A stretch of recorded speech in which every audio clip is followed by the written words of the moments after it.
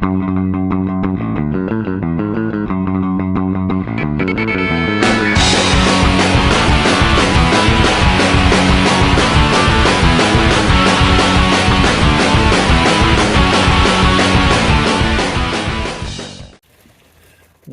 back, everyone. I am recording now in my car on May 1st, just coming out of Beau is Afraid to the sound of hail bombarding my car. So this is interesting. The weather is absolutely crazy.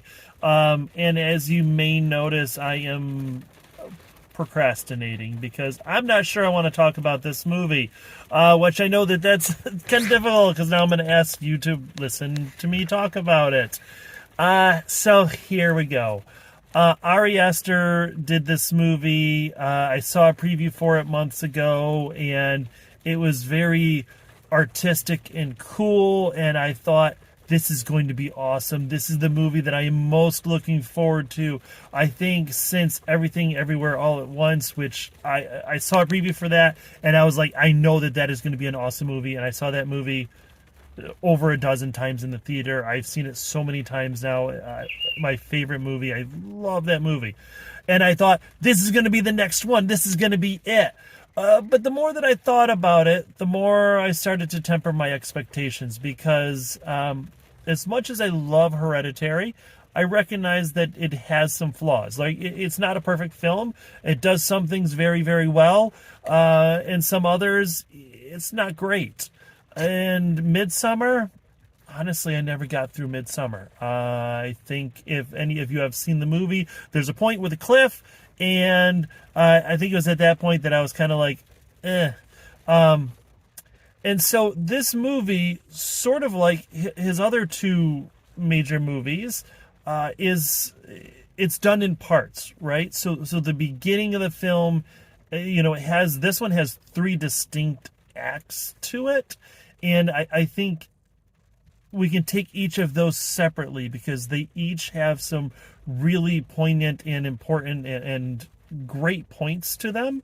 However, they don't all flow together. And that's the problem that I have with his movies so far, is that I don't think there's a cohesive, coherent story that is interesting enough and good enough from start to finish. So this movie stars Joaquin Phoenix, Amy Ryan is in it, Nathan Lane is in it, Parker Posey is in it, and a bunch of kind of, hey, that guy. Most of the cast of this movie are inconsequential. Really, this is a Joaquin Phoenix vehicle. He is fantastic, right? Like his emotion, the way he's dived into the role, it's impressive. He does a very good job. The problem is the actual character, which I'll get into in just a minute here. So it starts right out with perhaps the most pretentious opening scene that I've seen in a long time, maybe ever, where you see Beau from his point of view being born. And I know that this is not a completely original concept. This has been done, I guess, in movies before. Never successfully, so I don't know why people do it. It's just not great. And from there, we go right into him going in to see his therapist, who, by the way, is the worst therapist in the world. But, God, I don't want to give spoilers away, but it all makes sense by the end of the movie why he's such a terrible therapist and why he kind of... sorry. So Beau is overcome by anxiety and fear and potentially agoraphobia. One of the things that I think I like is that they don't specifically give him any diagnoses. So this way, you can't be tied into one. Well, this is how this sort of diagnosis presents itself, or this is how this, the symptoms that we would see or how they would act.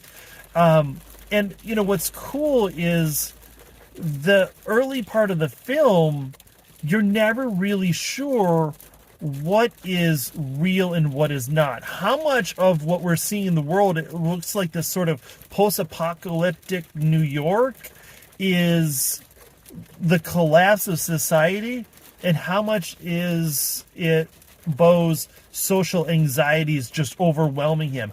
And for a lot of the film, I actually thought maybe this is all just a psychological dream in his head. And you know what? Maybe in the end it was. I don't know. Because I don't know what the fuck happened at the end of this movie. And I am sorry.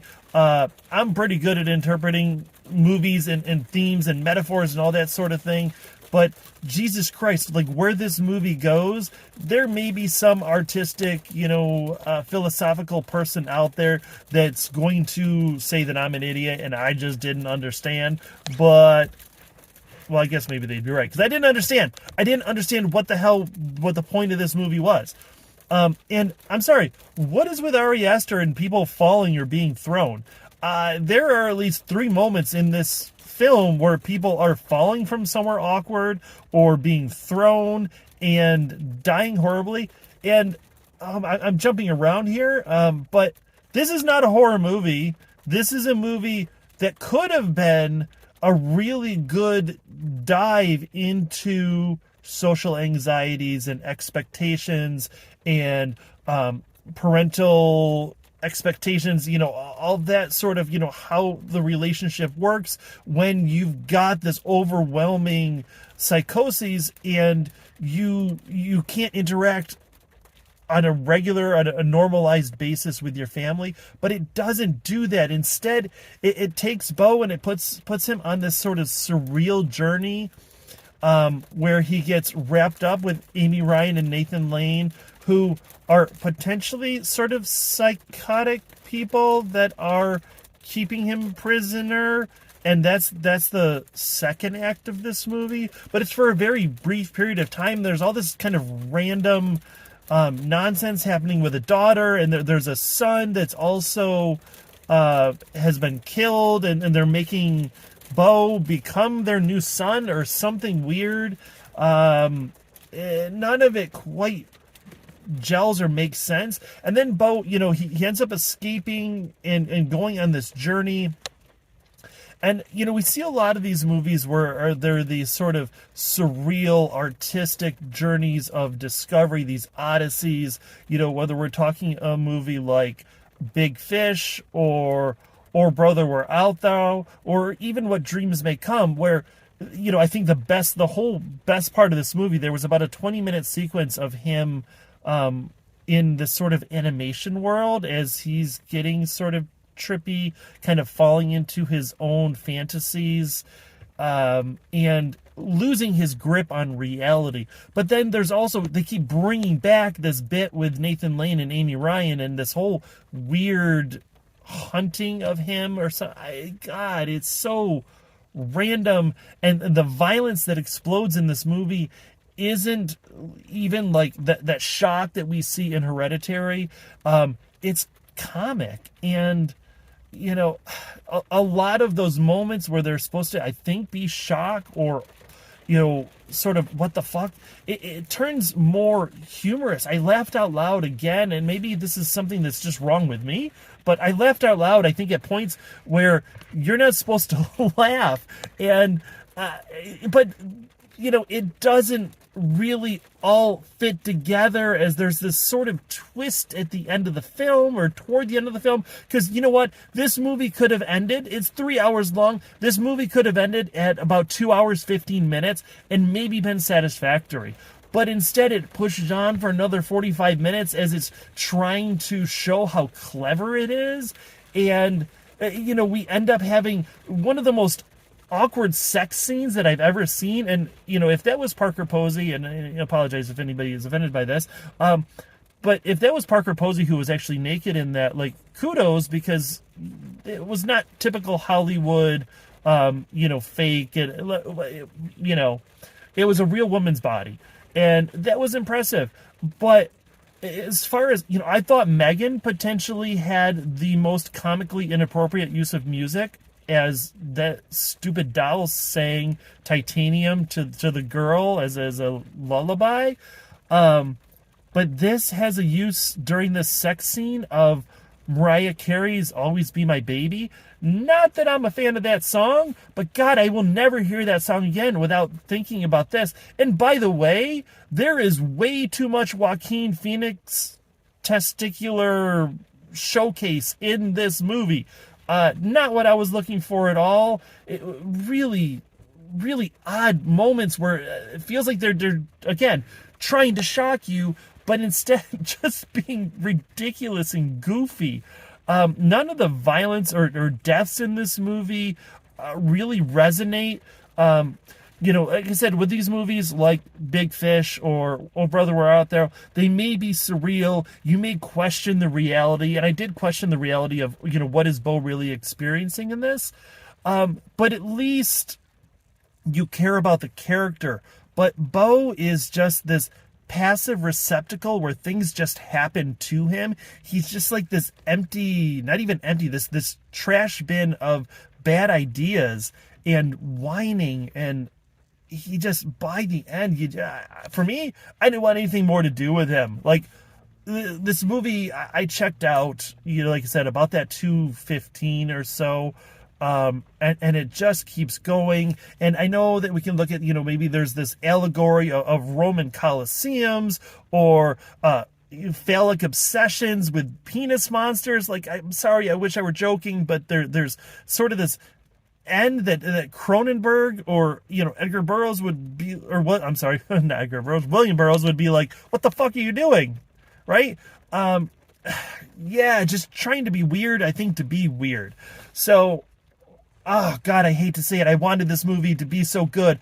It's made well. There's a lot of scenes where you see the lighting and Beau's constantly in shadow, and you don't know if it's real or if it's not real. Does he feel like he's part of the world or not part of the world?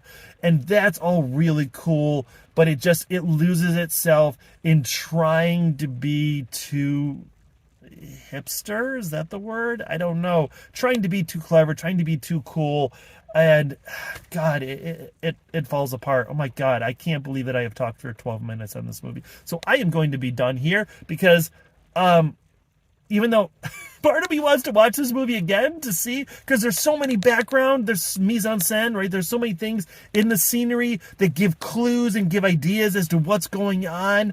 I would like to watch that again to break it down, but I don't think I could sit through 3 hours of this movie again. I don't think I could. So as far as, see it, stream it, skip it, skip it. I would say 100% skip it. If you have to watch all of the whole diaspora of Ari Aster movies, then okay, fine, good for you.